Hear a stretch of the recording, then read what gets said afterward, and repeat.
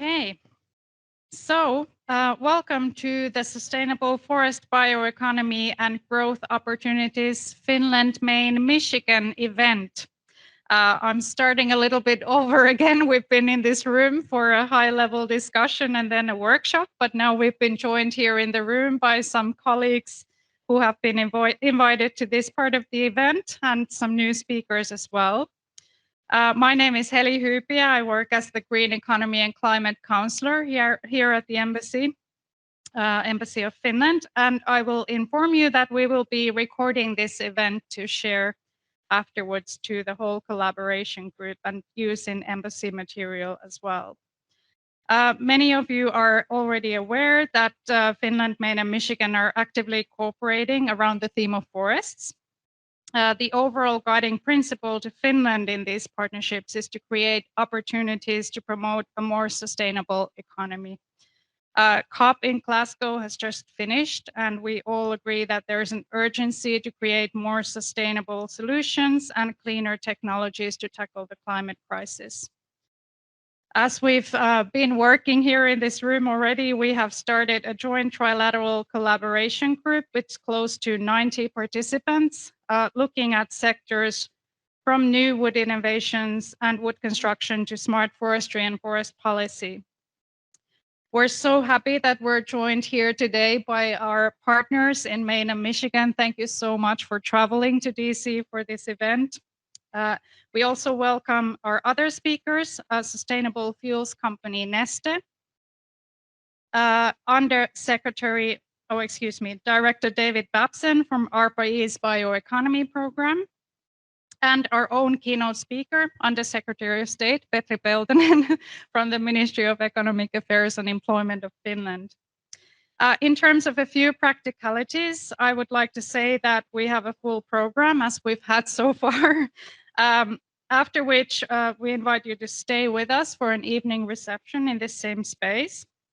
We've saved time at the end of the session for a Q&A with all of the speakers.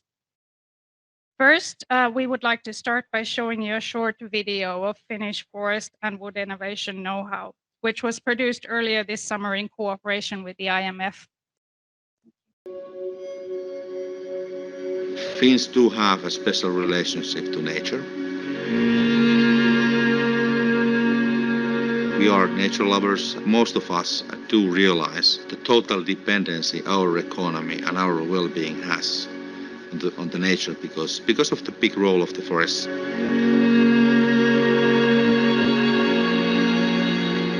If the European Union is a leader in climate change mitigation efforts, Finland is a leader within the European Union.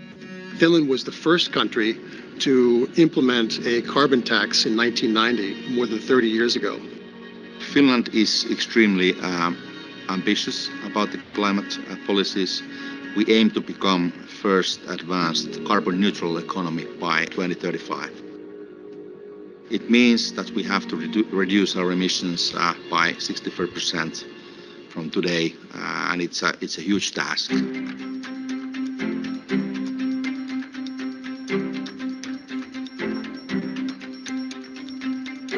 Our basic approach to climate change, you can say, is that all things made of fossil materials today can be made of renewable materials, specifically wood. In a country like Finland, the wood is truly renewable.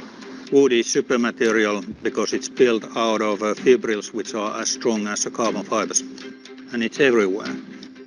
The question is just the knowledge to convert it to the, say, added value products.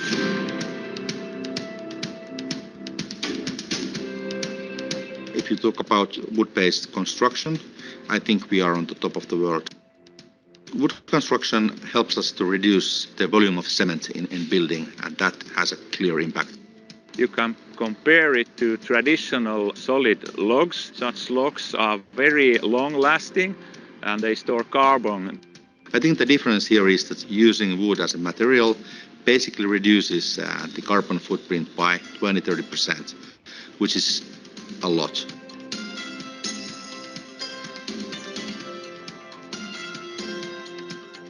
So our innovation is the technology. that enables producing fabrics and fibers completely with no harmful chemicals. Also, 99% less water is being used compared to, for example, cotton. So this is very disruptive. This is what no one else has done before.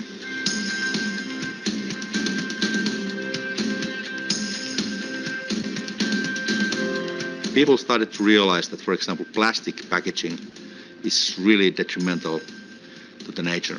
Today our main products are wood-based packaging materials, cartons and cardboards. They replace fossil-based materials in packaging and logistics.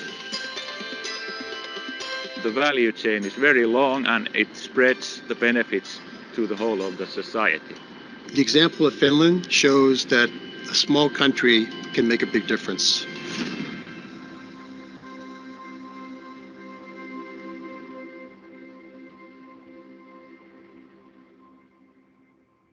Okay, and then I have the pleasure of calling up here the star of the video for some opening remarks, Ambassador Mikko Hautala.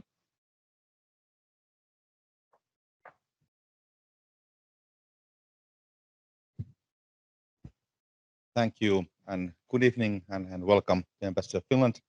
I met with many of you already, but those whom I didn't, so my name is Mikko Hautala. I'm the Ambassador of Finland to the US. Have been here for roughly 1 year, came last year September, and I'm really focused on this bioeconomy cooperation with the US. I think one of the speakers on the video said that even a small country can make a big difference. Basically, my motivation or our motivation to do cooperation with the US is that a big country can do an even a bigger difference, make a difference. So that's the reason we are here. And we believe that we can start making a bigger difference by cooperating with a limited number of those US states which do have the motivation, capabilities, knowledge, and willingness, the will to do the change, to make the change. So that is the reason why we are here. And I'm really happy to be able to gather a group of really dedicated actors in this field. I basically think the video said a lot of our Finnish strengths on these issues. I don't pretend to be an expert on all of those fields, but I have to say that what I've been really even moved by fact is that Finland has been able to find a lot of new horizons for the bioeconomy. Because as I said to a smaller group of people earlier today, we basically saw that paper industry, forestry was becoming a kind of sunset industry without having sort of expanding perspective. Now, as you learned, we are basically seeing a lot of disruption potential, which would be also climate-wise positive. So in a way, we see forest as a way of solving, partly solving our economic problems, but also solving our climate problems. And I think, as all of you, I don't have to convince anyone in this hall to say that any solving of future problems has to solve both of these dimensions at the same time. And we believe, obviously based on our strengths, that forest and sustainable forestry bioeconomies is a really key area to do that. So we have put together, I think, a really good program for you. We have a lot of good speakers, and we also have the Finnish companies here with us. Many of them actually are globally leading companies in their fields, and many of them have also invested in the US. So they have a good position now when things start to move, and I hope we are start to make a lot of progress. But once again, welcome to you all, and I wish you are enjoyable and informative evening. Thanks.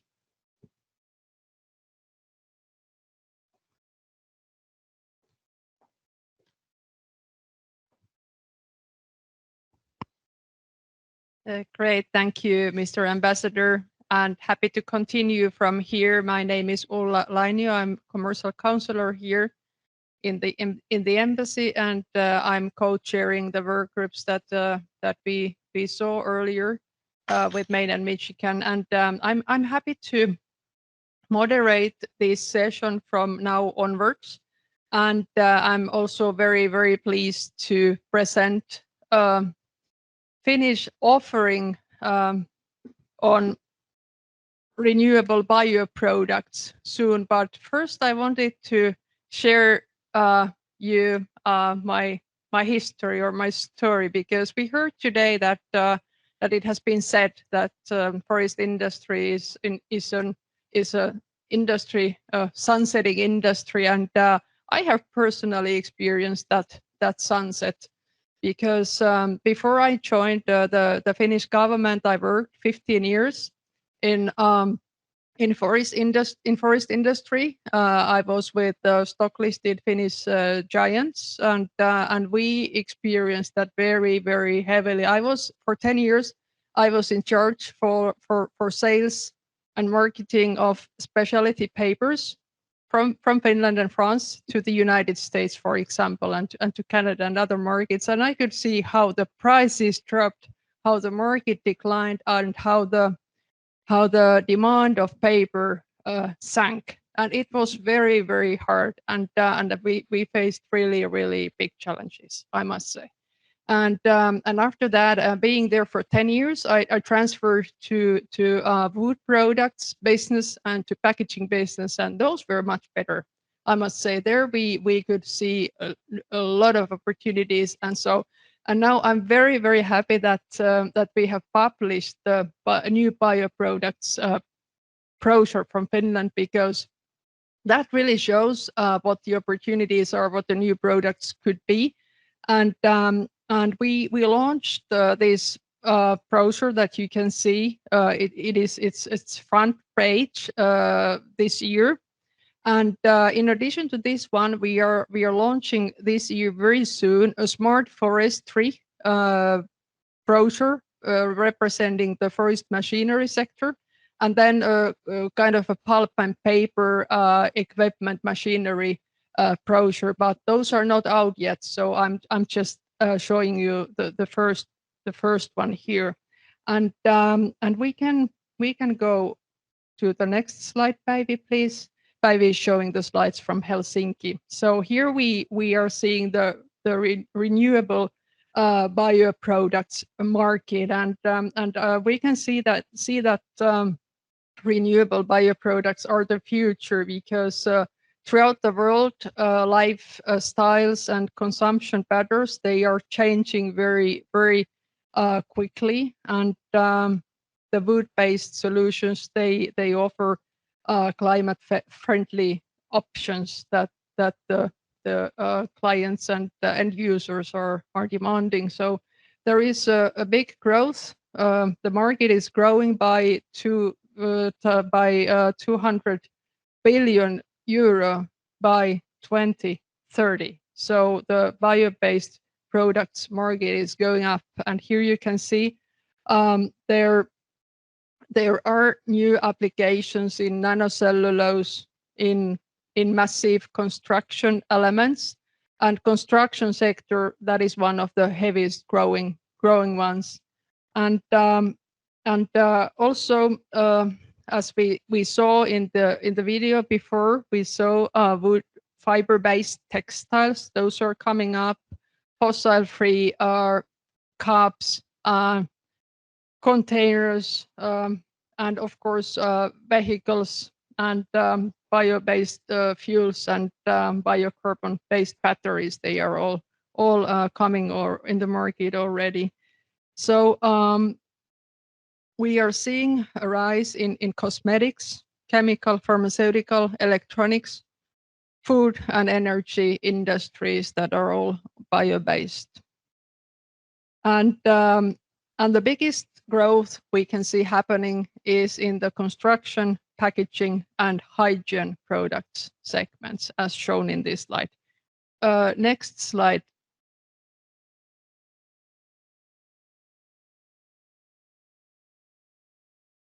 Okay, this is a very nice illustration. This tree, this is a key illustrating key renewable sources.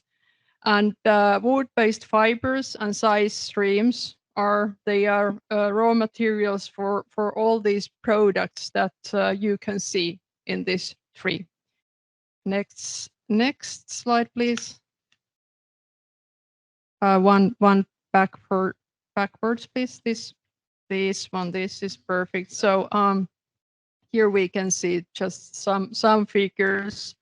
In Finland, one tree, when one tree is cut harvested, we plant 4 new trees, 4 new seedlings on that place. And in Finland, it's very important to know that 90% of all forests are certified. That is not the case in many other countries. And that the forest industry makes more than 20% of all the exports from Finland. Next, please. Okay, then going to this brochure very briefly.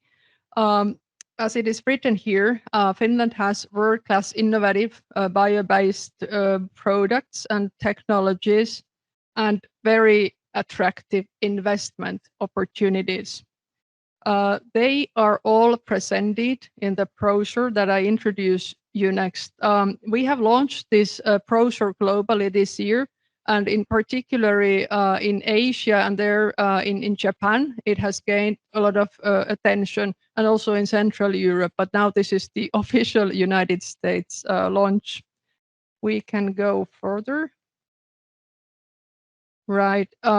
So here are the companies and their let's say product categories that are listed in the catalog that we have published. So we are presenting some leading research institutes. We have their packaging laminates and materials. We have packages. We have their design and materials. Then biomaterials, chemicals, and fuels. Then wood products and construction, and then some future products that are very interesting. And then one slide each so that you see here what they look like. Innovative packaging is this. And then we continue. Fuels, chemicals, construction. And then this is a wooden car. And then we go one more. If there is one more slide. Yes, some strengths, and then I conclude my part. So there are some selected special strengths that Finland has, and those include, for example, a fully digitized value chain in forest industry. There are in Finland there are lots of front-runner companies with strong knowledge in the forest-based industries who operate globally. Then we have very I would say very vibrant new businesses based on renewable raw materials and circular business models. And then in Finland we have a long tradition in and expertise in wood pulp, fiber structure, and properties, and separation and modification. That is in fact my personal background. What I have studied most in my engineering studies. Those are the fibers and how those can be used. But now I conclude here, and I wanted to tell that all participants who are here in this room, you will receive a link to this electronic booklet, to the brochure, and also we aim to print it soon, but it's not done yet. But now I want to thank you for your attention, and we go over to the next presenter, who is Mr. Petri Peltonen, Undersecretary of State, Ministry of Economic Affairs and Employment of Finland. And the keynote presentation we will hear from Petri is on Finland's bioeconomy strategy. Petri, the stage is yours. Thank you very much. Ulla, you made my work easy. You presented the practice, and I'm trying to sort of come up with a theory. But ladies and gentlemen, dear friends of bioeconomy, I said I think Finland is very much based on wooden legs. I think it's been supporting the economy and the nation and the people over the past couple of hundred years, and I think it should do that for the next decades to come as well. Easier said than done, but of course I think that the forestry is very much in the DNA of Finland across the board. I mean, as you well know, for example, in particular forests and the ownership is very sort of strongly based on private ownership. There are 600,000 private owners of the Finnish forest land. So in that sense, I think it sort of sets the scenery and really connects us strongly with our partners here in the US, especially Maine, Michigan, Minnesota. I think are very similar sort of districts. And I think in that sense, really glad to sort of see that there's a lot of sort of a practical level dialogue ongoing. It supports us, the policymakers, are here in the government services, really to build the so-called theory on top of that. But let's see what sort of slides have been prepared. Päivi, can you click the next one?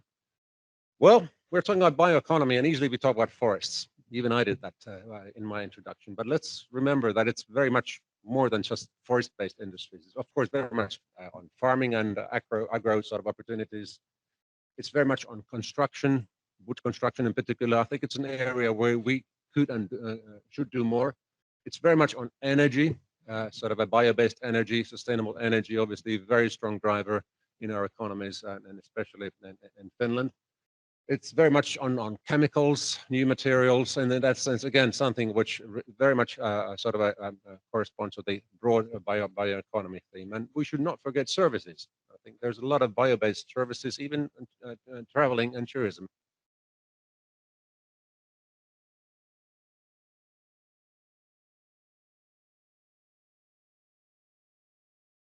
In terms of Finnish economy, we're talking about 13% of the GDP actually is based on these sectors. So it's significant. It's obviously an area where we could and should do more. And I think really the thinking in terms of bioeconomy and the development of that through policymaking is to try to increase the value add created by all those sectors of bioeconomy, forests and many others. And actually in the present now soon to be released sort of strategy, we're aiming to double the value add in the coming 14 years. So by 2035, which is also the epic year for Finland to become carbon neutral. So there's a lot of sort of policy making activities that are all sort of focused on that year 2035. Let's see what the next slide looks like. So this is a very busy slide, and it's trying to sort of depict that how many sort of interfaces or connections are there in bioeconomy towards different kinds of policymaking instrumentation? So I think the title of the slide could be, if the answer is bioeconomy, what's the question? And I think it's not only about trying to increase the value add, it's very much to do with rural development, climate policy, sustainability issues, biogas, plastics, all kinds of things. So at least in the Finnish thinking and from the Finnish starting point, I think the bio-based opportunities are very cross-cutting and linked to many other sort of, for example, policy development activities at the national level. This is a great opportunity, but at the same time, it's a big headache because I mean, obviously, you need to try to sort of balance different policies and different sort of objectives at the same time. But I think we see clearly more opportunity than challenge in this picture. And maybe if you take this next slide, it also depicts that it's the very same sort of issue at our sort of a home turf, which is the European Union. I mean, a lot of sort of activity, of course, the climate policy being a very strong driver of the present European Commission, the Green Deal, so to say. And again, I think the Finnish sort of a contribution there, and I sort of say our sort of a way to address the policy measures towards climate and sustainability and biodiversity are very much built on the bioeconomy sort of opportunities that we have. It's also challenging in the sense that Finland is one of the few forested countries in the European Union. And it's, of course, us being the most forested country in the European Union, of course, our dear neighbors in the West, Sweden comes close, and then probably Austria. But then it's really pretty much, quite quiet since then. So it's only 3 or 4 out of 27. And that's quite a sort of uphill struggle when trying to sort of come up with sensible European solutions on climate issues, on sustainability, biodiversity issues that are based on sustainable bioeconomy, be that in the forests or in farming or in for example, water-based solutions. So I think it's probably something where, again, we share maybe some commonality with the US things as well when it comes down to federal policy making and then, you know, those opportunities that really the forest state in the US see. So let's see how the next slide looks like. Well, this is a sort of a simple depiction of how to sort of try to approach the opportunity of doubling the value add by 2030 by stemming from those various sectors of bioeconomy. There's no silver bullet there. One of the, I think, sort of a conclusions here is that probably the availability of sustainable biomasses that are made available for our sort of industries and in a broad sense, be that on the forest sector, agro, or many others, is not going to increase. There are certain policy issues and good grounds to make sure that there's a sufficient biodiversity sort of policies ongoing in Finland and of course across more broadly in the European Union and many other drivers. So it's my basically, if I'm putting it straight and blunt, probably the numbers of tons or cubic meters or kilograms of available biomass is not going to increase. But I think that's not the point. Really the opportunity here is to make sure that we are making and building higher value add out of that sustainable biomass which is made available. And again, being sustainable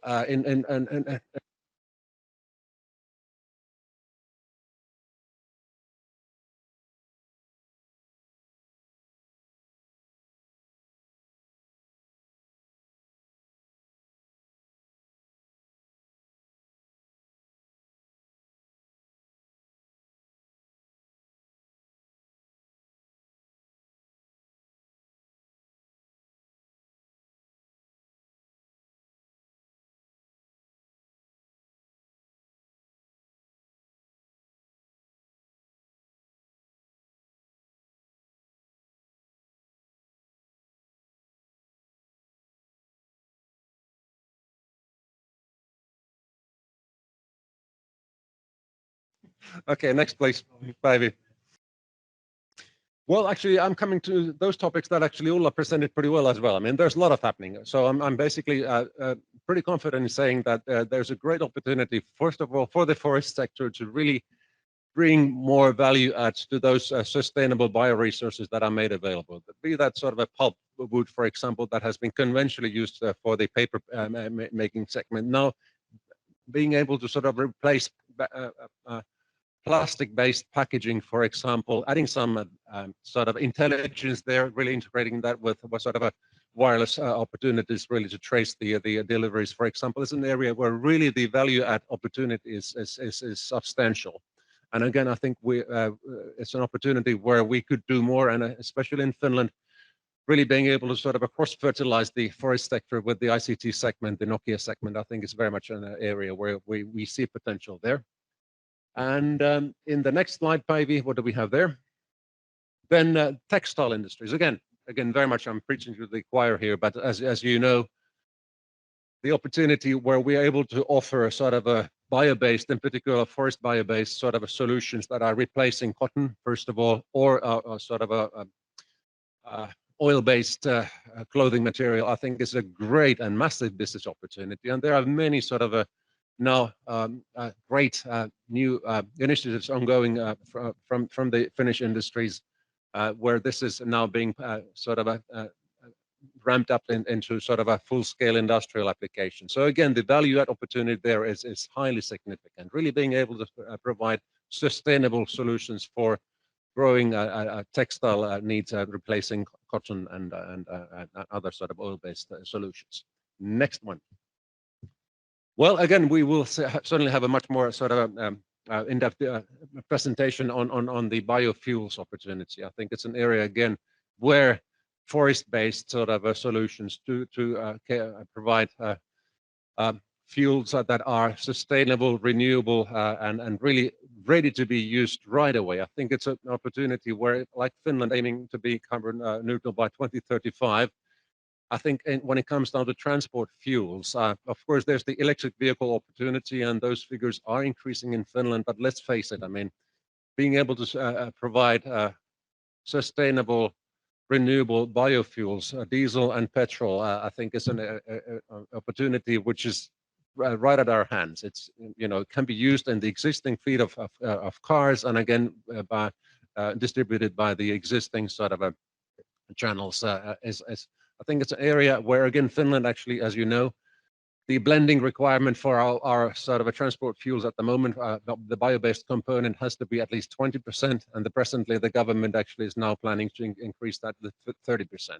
Again, something where this is very much a part of the Finnish decarbonization recipe, sort of, especially on the transport side of things, and I think again something where we see great opportunities also in other markets like here in the United States.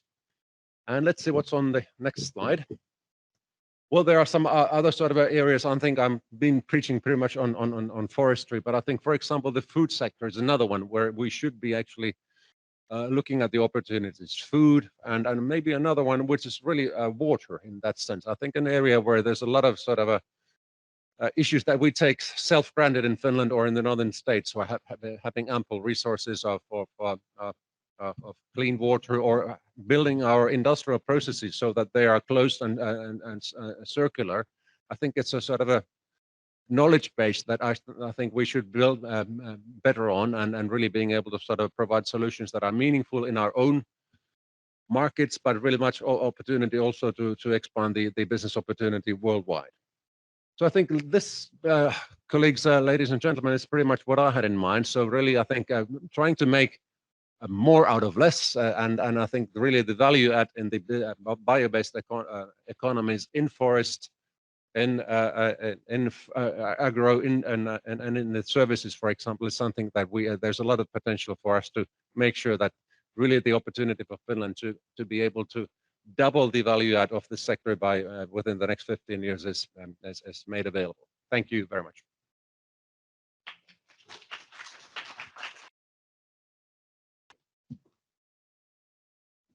Anders.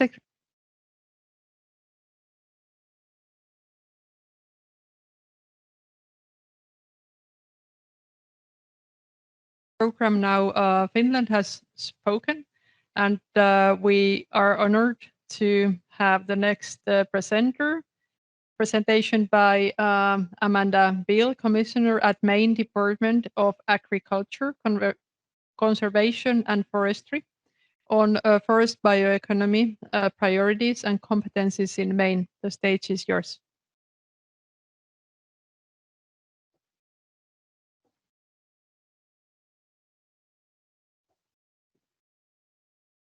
Oops, rearranging a little bit, sorry.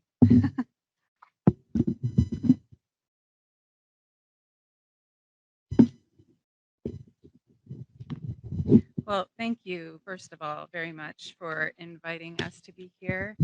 And I also want to just say thank you to everybody that worked to organize this event, and to the embassy for hosting us. This is just a really lovely place to be. We're very honored to be here with you.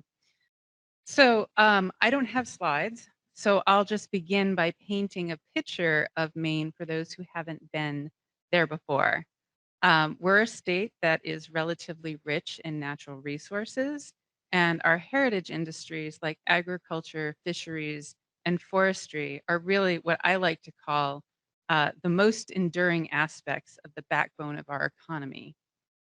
And in the case of Maine forests, they are often thought of as the foundation of our green economy. Our more than 18 million acres of forests are at once an important carbon sink and a vast resource that supports a vibrant forest economy, directly employing nearly 19,000 people and contributing over $5.2 billion annually to our economy in Maine. And overall, growth in Maine's forests exceeds the annual harvest and we know that there is room for growth of forest product manufacturing on a sustainable basis. And roughly half of Maine's forests are certified as well managed by the Sustainable Forestry Initiative, Forest Stewardship Council, and the American Tree Farm System.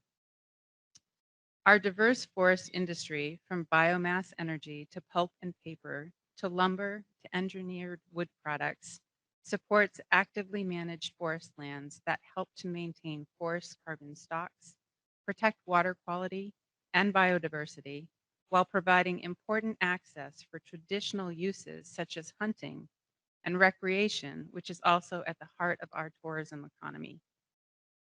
In Maine, we are developing an ambitious forest economy strategy.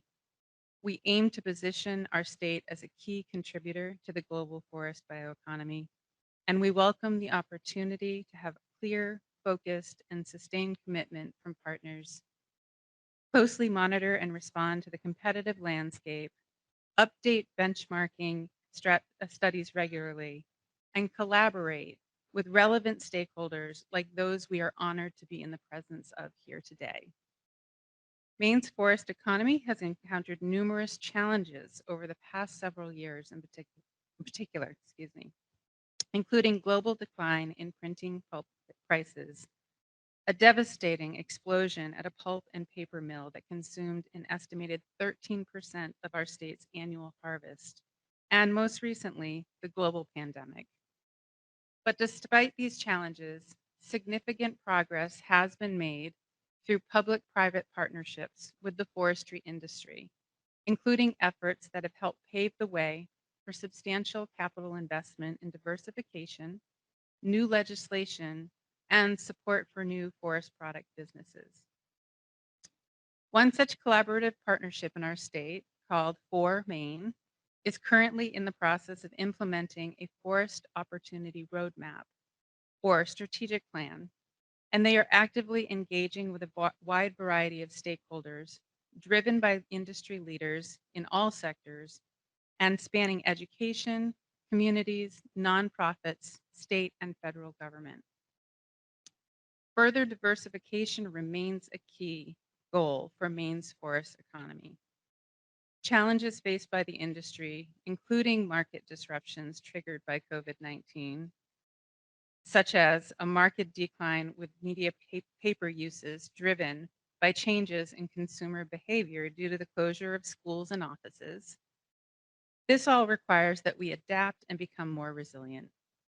And likewise, in Maine, we saw firsthand that those paper mills with a product line that included shipping and packaging lines were less exposed to market losses than those more reliant on media paper.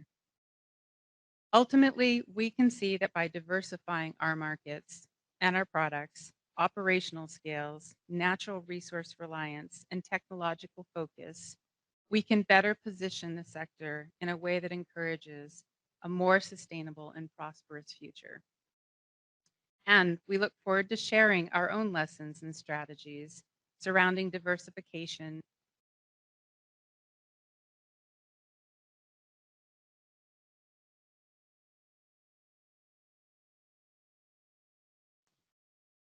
Presently, the Maine Department of Agriculture, Conservation, and Forestry is helping to sustain and grow our state's heritage industries by securing important federal relief, funding for investments that directly contribute to our local bioeconomy. These investments are key to our state's economic recovery from the various levels of disruption caused by the pandemic. Just last week, our governor, Janet Mills, announced that $20 million in federal funds would be mobilized through the governor's Maine Jobs and Recovery Plan as grants for loggers, foresters, and other members of Maine's forest product sector. These grants will be used to help forestry businesses recover from financial losses caused by the pandemic, develop new wood products, and upgrade infrastructure to strengthen supply chains and sell products to new markets. And I should say that previously, last week as well, the governor announced another $20 million would be available for agriculture infrastructure. Technology, globalization, and shifting consumer demands in world markets are driving change and creating new opportunities for Maine's forest economy. Production has shifted toward higher demand products, and our focus on innovation has deepened. A changing climate and the need for new, more efficient technologies offers tremendous opportunities for Maine's wood product sector. To nurture Maine's growing bioeconomy, we celebrate the many values of forests and aim to sustainably manage them now and into the future. We strive to find value in every part of the tree, reduce waste and reliance on fossil fuels, and contribute to climate and environmental protection. Currently, woody biomass from forest residuals are the most abundant and promising raw material for bio-based manufacturing, from cross-laminated timber, a substitute for carbon-intensive steel, to biofuels, to wood-based insulation products. Maine is aiming to be a leader in innovative forest products spanning construction, biochemicals and biofuels, and biomaterials, in addition to new applications in paper and packaging. Maine's forest economy represents many attributes that businesses and investors are seeking, including we have the largest contiguous privately owned working forests in the US. More than 50% of our forests are certified as sustainable by third-party entities. We have a strong supply of moderately priced softwood raw material, well-established forest industry infrastructure that can sustainably produce more than 13 million tons of wood per year, a world-class forestry school and forest products R&D facilities at the University of Maine. We also have a highly experienced workforce, proximity to the largest consumer market in the world, deep water ports that offer direct shipping opportunities, and thriving tourism, hospitality, and outdoor recreation sectors. All of this is what brings me a lot of optimism. In any future scenario, we know that it is vital that we continue to approach management of forests and the global forest products economy with a focus on sustainable and responsible practices. Environmental as well as workforce sustainability will remain our key priorities. We look forward to a trade mission to Finland in the near future, we hope, that allows us to witness firsthand the policies, practices, and innovation taking place within the Finnish bioeconomy. And we look forward to meeting with representatives from Finland's business community, as well as academic and government stakeholders who are excited to share opportunities for growth and partnership. We're also eager to invite delegations from Finland and Michigan to Maine to see the work that the state government, industry, university systems, nonprofits, and the community have dedicated to creating a robust and sustainable forestry economy.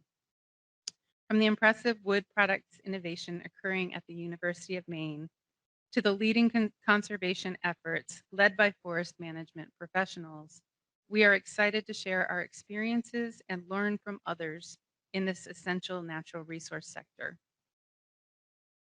Our work here and in our respective homes is very timely, particularly against the backdrop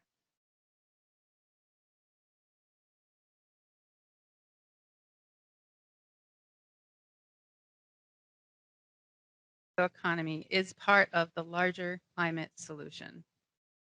To that end, Maine recognizes the importance of our forests to help mitigate climate change and the role they play in sequestering carbon.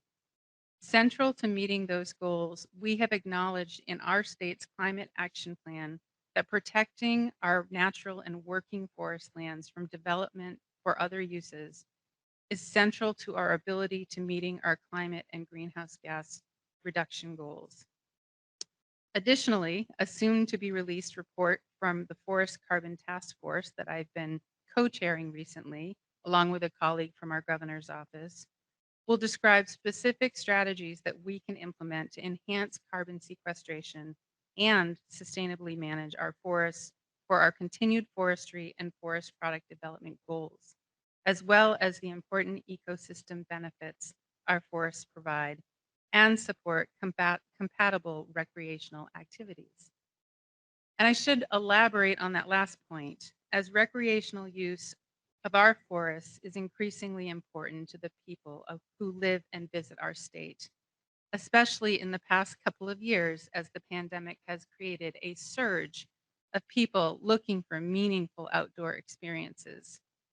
During this time, we have seen record-breaking visitation to our parks, our public lands, and privately owned lands that allow public access. We anticipate that this trend will only continue, so managing our forests for these uses is important, as well as managing for the challenges this presents, such as a parallel increase in human-caused wildfires. But we are confident that we can address these challenges. And we also know that Maine has much to learn from the experience of our friends in Finland and Michigan. And we look forward to ongoing collaboration surrounding the forest bioeconomy. So thank you once again for providing this opportunity to come together and share our goals and experiences over these past few years through our virtual gatherings, the work group discussions, and now here in person. We look forward to more opportunities to strengthen these partnerships in the coming months and years, and particularly to have an opportunity to organize delegations to visit and learn from one another in our respective homes. So thank you.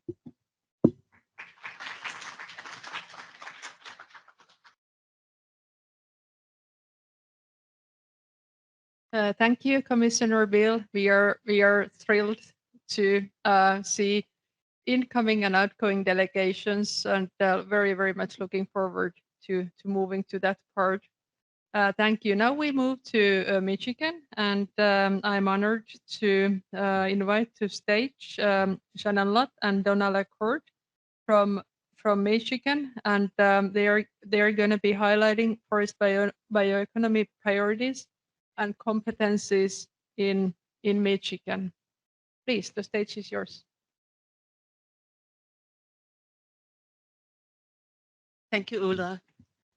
So I will share a little bit about Michigan's forest bioeconomy, and it all starts with our forests. Our forests are what make Michigan a great place to live, work, and play. Our state's forests are comprised, we're about 54% forested and have over 20 million acres of forest land statewide. Our growth is about 1.7 to the removals, and we harvest about 12 million green tons a year. We're primarily hardwood, 69% hardwood and 31% softwood, and our ownership is 65% private lands, 20% state, and 13% federal. We're very proud to boast the largest state forest-owned system with 3.9 million acres, which Shannon will share a lot about and is responsible for. Those state-owned forests are dual certified to the Forest Stewardship Council standard and the Sustainable Forestry Initiative. I'd say like our private forests, they're largely motivated by the value of the forest to the landowner and whether they harvest. Our state harvests sustainably, sustainable amounts similar year after year, and our federal forests are sometimes challenged to implement sustainable forest management due to budget constraints, largely because of the federal pressures on fighting forest fires US-wide. We have about 3.9 million acres that are third-party certified or under sustainable forest management certification. That's only about 30% compared to the higher numbers we heard in Maine and Finland, but significant. And we have additional ownerships under private ownerships under a commercial forest program and qualified forests that requires, although not third-party certified, it requires that those ownerships have management plans and sustainably harvest year in and year out. Our forest product sector contributes about 20 billion to our economy annually, supports 91,000 jobs, and it's about 6% of Michigan's manufacturing jobs. We have goals to grow to 23 billion by 2023 and increase our exports to over 600 million and grow our direct jobs to 46,000. Shannon will talk a little bit about how we propose to get there and our priorities later. Our next slide, please. Our logging and manufacturing sector supports a diverse industry, and we're very proud to boast some of the highest quality hard maple and red oak around the world. Over 400 logging and trucking firms, 300 primary manufacturers using wood directly from the forest, and more than 800 secondary manufacturers. Interestingly, of that $20 billion contribution to our economy annually, the largest part of that contribution comes from the southern part of our state, which is the least forested, but that's where most of those secondary manufacturers. And it builds to some of the things shared earlier from our colleagues in Finland about the way we grow that $20 billion is to add more value to that product in Michigan before it leaves the state to other states or the world. So that's where we can learn a lot from Finland and Maine on how to do that and be better for all of us. Next slide, please. Kind of talk a little bit about our strengths, opportunities, weaknesses, and threats. We did an assessment that showed that 10 sectors made up greater than 80% of our total economic contribution. And interesting, our furniture manufacturing, wood office furniture and institutional furniture and shelving contribute the largest part of this sector. And it's the largest and growing the fastest compared to any other state in the US. And this led recently to an opportunity for us to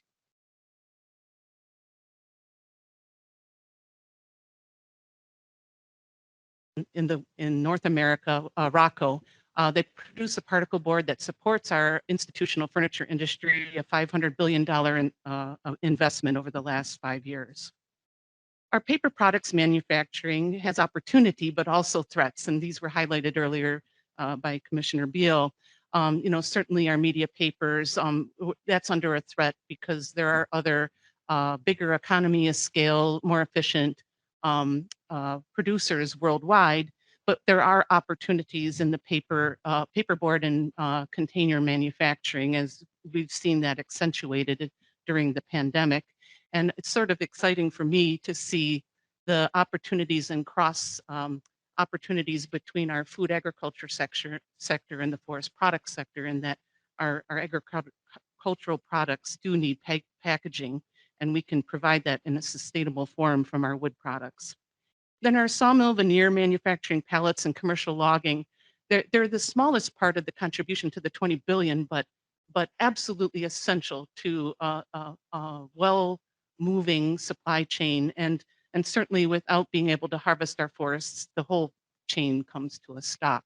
So we have to pay particular attention to those to make sure that we have those sawmills and veneer mills to provide those higher quality, higher value products to motivate private landowners to harvest their timber and to be able to keep the wood supplying our mills and support the overall sector.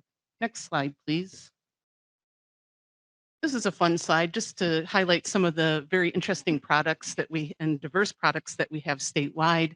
I mentioned our high quality hard maple.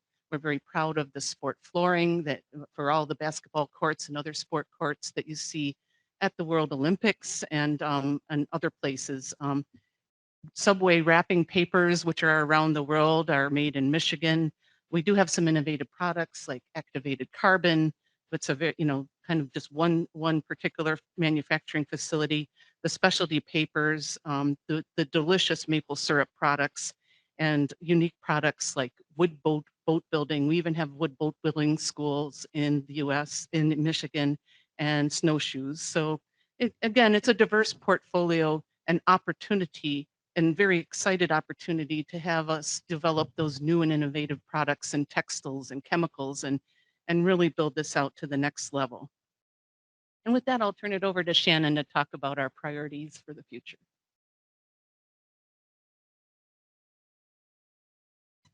Make sure the mic is on. All right. Thanks, Donna. So she touched on this a little bit in one of her slides. I just want to talk really quick about the outcomes that we really need.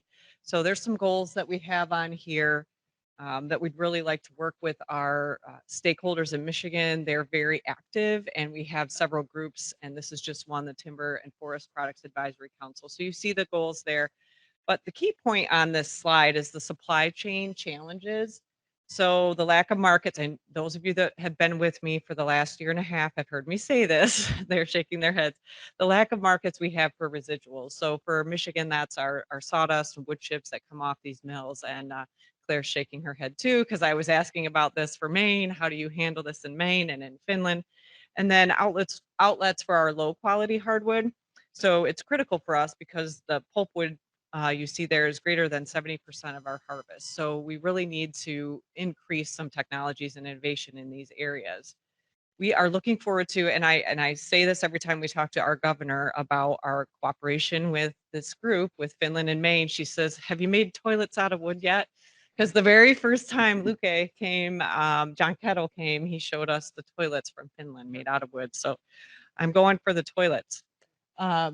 Okay, so next slide, I'm going to do a plug here. You heard a little bit about mass timber in some of the task team talks today.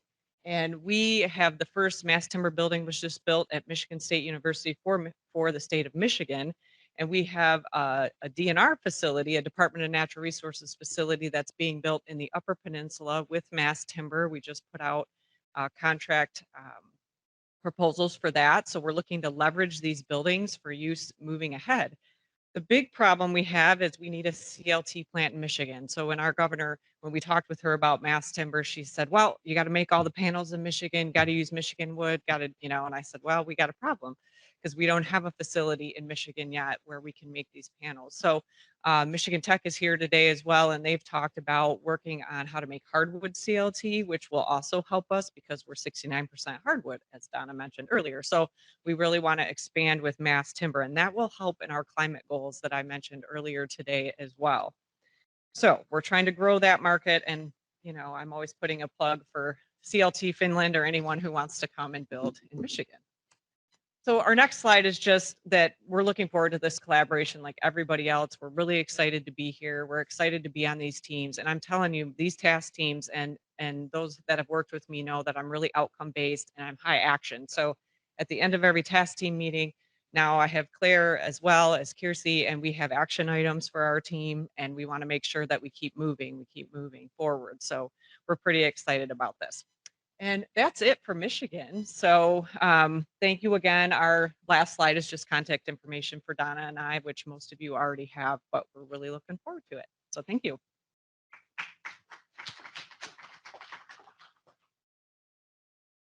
Many thanks, Dana and Shannon, and a great business opportunity, the CLT factory. We are going to look at it.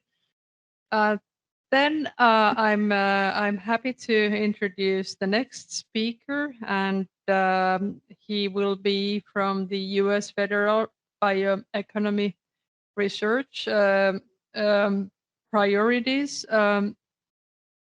from Advanced Research Projects Agency, Mr. David Babson.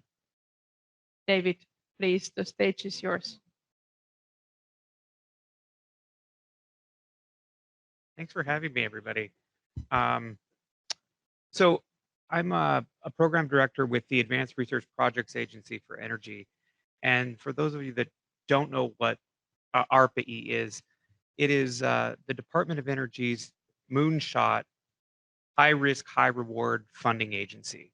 So the perspective we take, we don't have established long running programs. We take a longer term view. We pursue more transformative types of technologies. We look, to the, far into the future and think about what are the trends going to be, what are going to be the technologies that we need for, a completely changed view of the economy.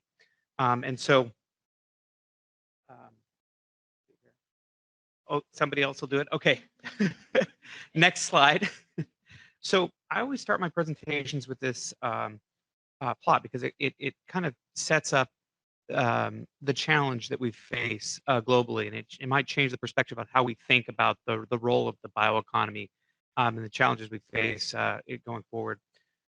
So this figure shows the time on the x-axis and the net global GHG emissions on the y-axis, and the red line in the center is the path that we need to follow to keep global temperatures below 2 degrees of warming.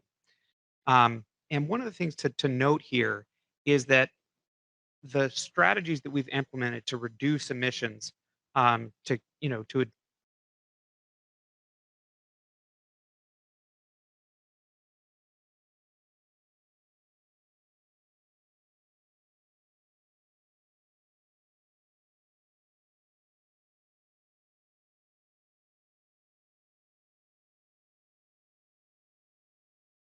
under the zero line are the net negative emissions that we need to contribute to the total net emissions.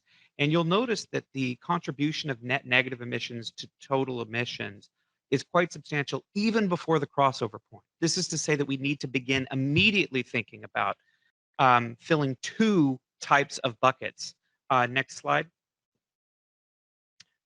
So, we're familiar with the role of what we view of the current bioeconomy to provide a renewable source of carbon-based products to displace petroleum products, to provide a mechanism to store carbon in those durable products or displace fuels. But we also need to think about what are the technologies and where's the carbon going to come from to fill this negative emissions bucket. And when we look at the policies that exist globally around the bioeconomy, things like the low carbon fuel standard in California or the renewable fuel standard federally, these are programs that incentivize carbon emissions reductions, but we don't have good, strong policies to incentivize filling this negative emissions bucket. And these two buckets are connected because if you have a bioeconomy pathway that's producing a renewable fuel and it's anything but 100% efficient, i.e., if it's not a carbon neutral fuel, it's actually every molecule of CO2 that is wasted in that pathway is another molecule of CO2 that now needs to be pulled out of the atmosphere in your negative emissions bucket. And some of the technologies we have to do that, like direct air capture, direct ocean capture, are very energy intensive sorts of things. And so we need to think about what are the resources that we're going to be able to bring to bear to now service this negative emissions industry. And the bioeconomy is one of these places where we can actually get a bunch of negative emissions that are low energy or even energy positive. So that's a new way of thinking about how we might leverage the bioeconomy, not as the thing to displace, but also one to actively remove and manage carbon. Next slide. And so there's also a number of different trends that we need to keep in mind that will influence, how we envision leveraging bioeconomy resources. We are deploying more renewable energy. The cost and the carbon intensity of power is going down. And this is decoupling energy intensity and carbon intensity from engineering processes. And so we can actually even imagine in the future making some processes somewhat less quote unquote energy efficient for the purposes of increasing carbon efficiency, where the value of the carbon is more important to climate change. The other things that are happening are that we are beginning to electrify a lot of the transportation sector, where the traditional bioeconomy products, like particularly in the United States, we have a 16 billion gallon ethanol bioeconomy. Well, if we electrify the light duty fleet and we don't envision ethanol as being something other than a chemical that we blend with gasoline, what becomes of the bioeconomy? What is the transition from a ethanol bioeconomy to a negative emissions bioeconomy look like? And what are the technologies that we need to pursue to facilitate the rapid transition of the bioeconomy away from a displacement bioeconomy to a carbon removal and management bioeconomy? And then we also need to think about land and the fact that it is finite, and the amount that is distributed to different uses now may not change, but the pathways from which we use bioeconomy feedstocks will. Next slide. One of the things that we're beginning to plot and beginning to calculate now is that even at a very low carbon price of $20 per ton CO2, and when we're looking at the projections of what was going to need to be paid to really change transitions, $20 is very inexpensive. But even at $20, the value of the carbon becomes greater than the value of the energy that can come out of it. And particularly in a world where you can get really cheap things like electricity from, from wind and solar, we need to begin thinking about.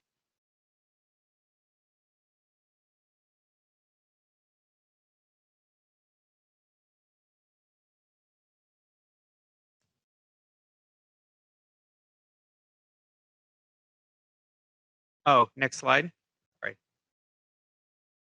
Okay. So we have to ask the questions. I mentioned this earlier of where, feedstocks go and how we use them. We need to, think about how we might leverage low cost, low carbon energy sources to synthesize things like fuels and chemicals that don't have any, it doesn't matter where the CO2 comes from. We've heard a lot of talk about how valuable wood biomass is for, and mass timber is for constructing buildings because of their inherent structural components of biomass. In biomass efficiency, you can think about how you leverage the inherent characteristics of biomass, and it confers value to the products that you produce from it.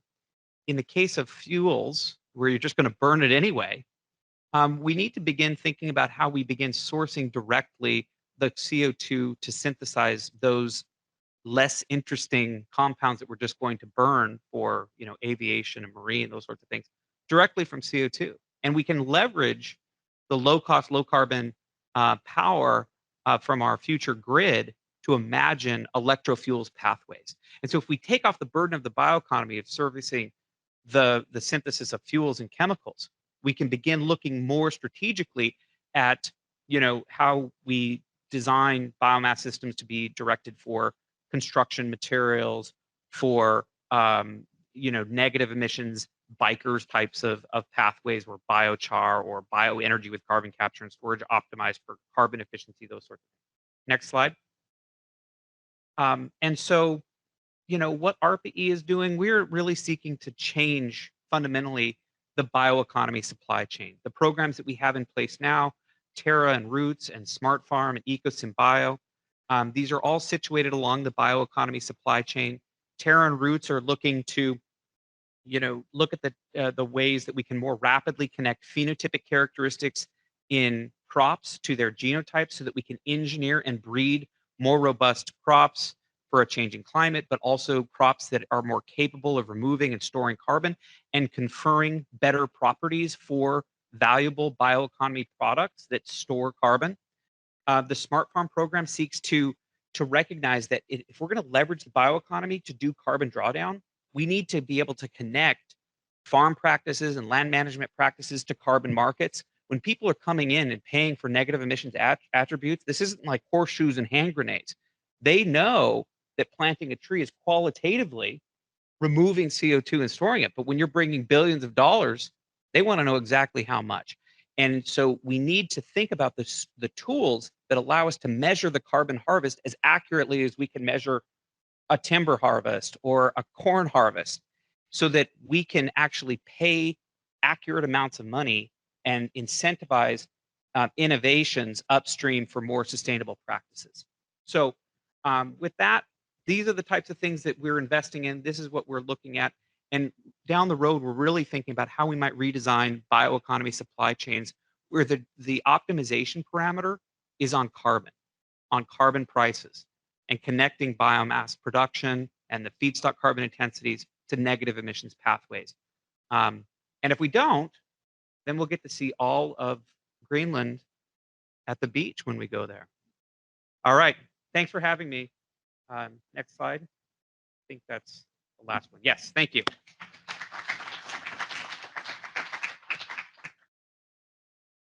Thank you, Dr. Babson.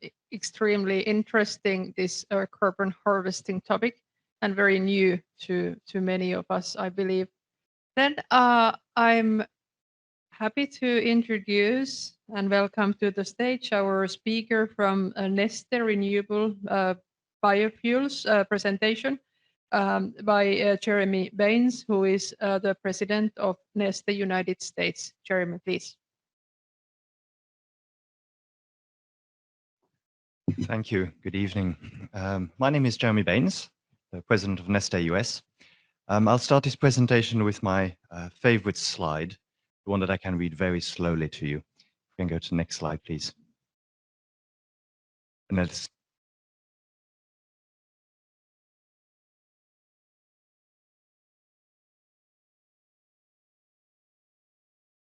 24 years and about 40 years in the United States.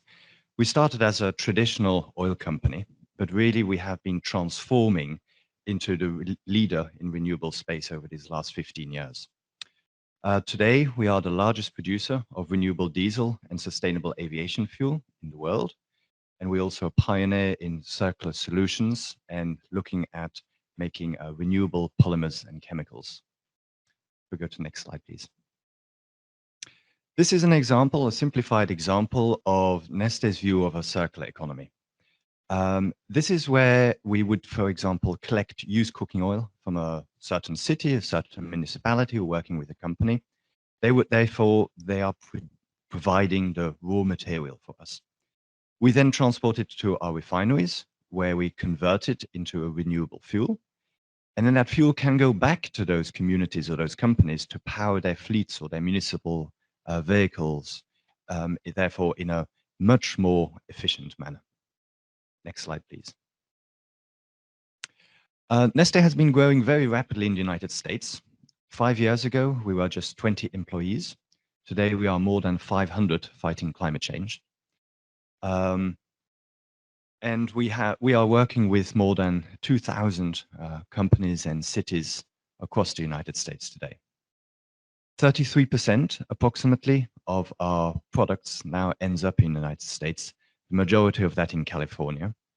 And if I go to the next slide, please. We were talking earlier on, there was a very interesting presentation by ARPA-E on the challenge that we face. Today, there are about 11 million heavy-duty vehicles on the road in the United States, and they are all burning diesel. They are all burning petroleum diesel. We are in a hurry to decarbonize those. And there is a solution, and that is to use a renewable fuel, a smart fuel, instead of a petroleum fuel. Is it perfect? No, but it will reduce emissions overnight by up to 80%. The same is true for aviation. The aviation sector is still expected to continue growing at 2 to 3% per year.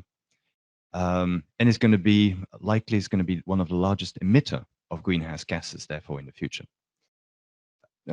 Recently, there was an announcement that United had ordered 270 new Boeing aircraft. They are going to be in service for the next 20, 30 years. They are going to be burning petroleum jet fuel unless you make the change to sustainable aviation fuel, because they can't be retrofitted. You can't retrofit a plane to electric.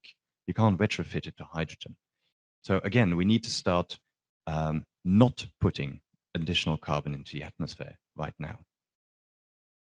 And on the right-hand side, this is also Neste's role, and I think what we can contribute, just like we heard how a small country like Finland can try to contribute and get a big country like the United States to work. We feel in a similar way that our ideas, our ways of doing our technology is something that also we would like to be able to share. Next slide, please. So to date, Neste has put over 1.6 billion gallons of renewable diesel into California.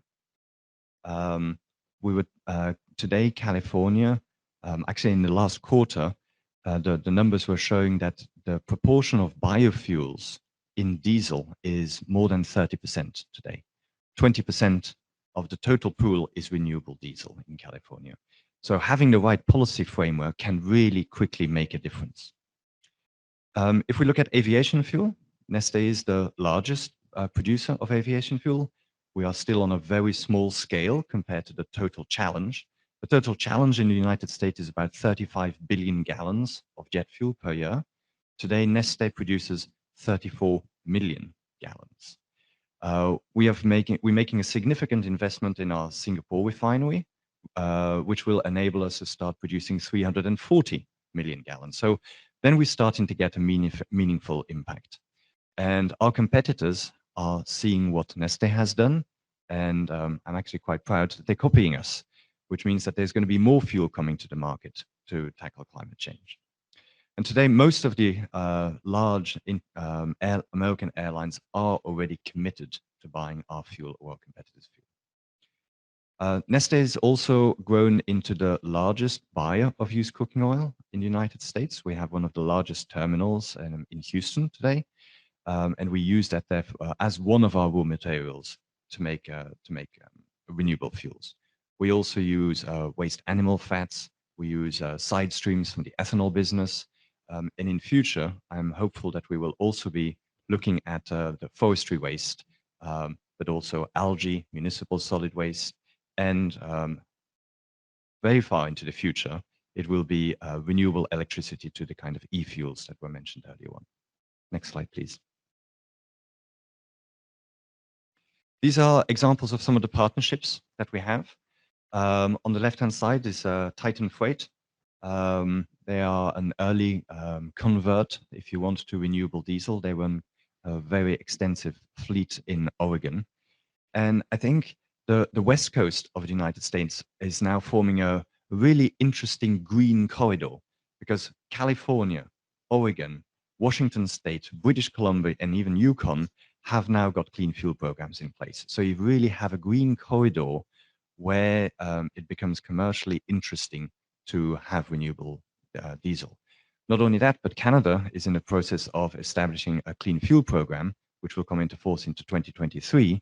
So then you'll also have a bridge west to east, east to west, where you've also have a clean fuel program. And that's why we're really excited to see other states looking at introducing clean fuel programs. In the center is the city of Oakland. That's an example of a circular economy. We've been working with the city very closely for well over a year now, where we collect all the used cooking oil from their municipality, and their municipal fleet is now running on renewable diesel. And on the right-hand side, one of the airlines that we're working with, American Airlines, a really strong partner of Neste's in this space. Next slide, please. These are some of the things that we've been doing in the United States. Mahoney Environmental, one of the largest collectors of used cooking oil, they collect from over 45,000 restaurants today, and Neste is helping support their growth across the country. So we continue to invest in that sector. Recently, we acquired a company called AgriTrading, one of the largest traders of waste oils in the United States. We were particularly attracted to them by their logistics capability. Because just like Finland has committed to becoming carbon neutral by 2035, Neste has committed to net zero production by 2035 across all our facilities. That will mean that any of the carbon, because if we think about it, all the carbon that is in our fuels or our products today was previously in the atmosphere. The only reason why it's not net zero today is because we have to put energy into making those fuels, and we have to put energy in transporting those fuels to the market. So having net zero production removes one side of that equation, and then working with partners on that transportation and making more efficient feedstocks, will lead us to net zero fuels. And that's why we need partnerships with other businesses in this space. Next slide, please. So I think if we think about Neste, I think we can play a role in educating about solutions for transportation, what policy choices are available. We have the experience from Europe that we can bring to the table, but we have deep knowledge of how other states have implemented their programs, what are the good elements and maybe the elements that can be improved on national programs like the Renewable Fuel Standard, etc. We were also able to give our support and insights into sustainable aviation fuel blenders tax credit. So I think Neste has the ability to also contribute in that space. Next slide, please. Oh, that was my last slide. But I'm going to be here later this evening, so if you have any other further questions, I'm happy to answer them in that time. Thank you.